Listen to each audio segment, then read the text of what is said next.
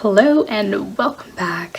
Thank you so much for being here. So today I basically just wanted to do a video on how to apply foundation. Now this has been done a bunch of times. It's literally 2021. I feel like most people know how to do this. I haven't seen a lot of women of color perhaps show how they apply foundation. And if they have made videos, it's just back in like 2015, 2017. I basically wanted to do a comeback of the basics. Most of you already know how to do this and like you're like, why am I even... What is the point of this? I don't know how this is gonna work. I'm not a professional at all, but I have very oily skin. If you have particularly dry skin or if you have like a combination skin, it'll differ for you. Some foundations you can get away with and not apply any kind of primer. I am not that lucky. I have to apply a primer. Brows are a hot mess because I am trying to grow them out, so just ignore that for now. The primer that you use will depend on the type of skin that you have.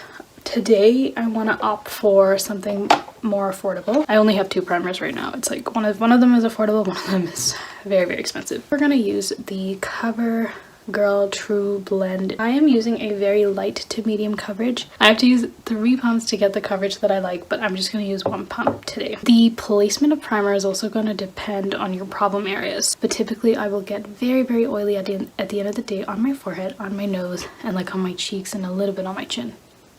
Okay, so basically everywhere. This is a very interesting primer because it feels a lot like moisturizer. Some primers are very silicone or matte based and the techniques will differ. So for this one, I can spread it around no problem.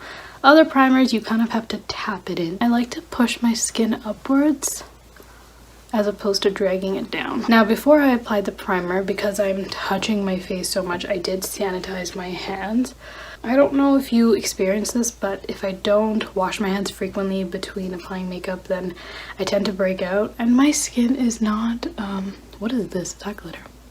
My skin is not necessarily the clearest. I'm gonna use a brush on one side and a sponge on the other side. When you do apply foundation, you want to make sure that the brush is somewhat dense. If we compare these two brushes, this is like a powder brush, so you're gonna get a very dispersed amount of product. Now if you like to apply a foundation that way, you can go ahead.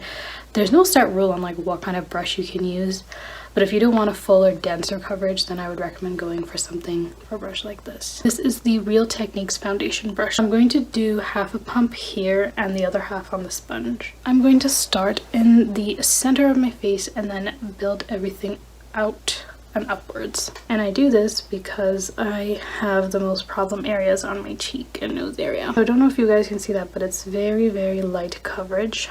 And I'm not dragging the brush because I don't want any streak lines. I'm just kind of buffing it. Do you see that? So this is like this buffing motion. If you do have particularly dry skin, you might want to consider moisturizing the crap out of your face.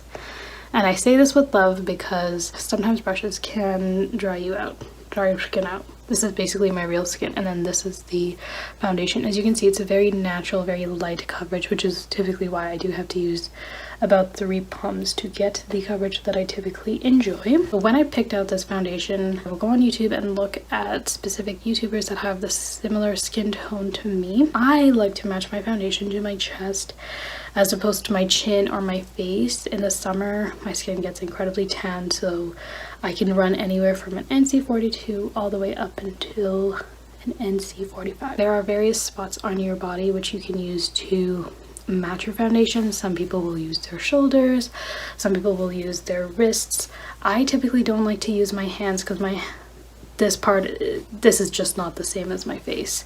You can also use your chest area like me, your forehead. I know some people that are like very pale, very fair, and have red undertones that prefer using a yellow base as opposed to a pink undertone foundation.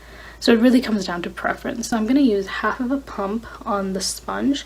This is again the Real Techniques. This is not sponsored by the way by Real Techniques at all. I've already wet my brush, so it's quite squishy and it's quite big for my face. So again, you want to be careful when you go up here and just like in your nose area. So I'm going to use half a pump here. You want to be relatively quick because this sponge, I've noticed, tends to absorb a lot of the product, so we have to work a little bit faster. And I'm not dragging again, I'm just bouncing it up and down. This sponge in particular doesn't tend to give me a lot of coverage because of the fact that I feel like it absorbs most of it. As you can see, the brush area gave me a lot more coverage than this, and I just think it's because it kind of absorbed a lot. The sponge absorbed a lot of the product. If you have particularly oily skin, or if you like a matte finish, then I would just go ahead with powder and set everything in place. That is basically it. Let me know if you have any questions in the comments that I can hopefully answer and help some of you guys out. Because when I first started, literally, I picked out the lightest shade. It was the worst. Like, I genuinely didn't know anything about makeup. Let me know in the comments below. Thank you so much for being here, and I'll see you all very, very soon.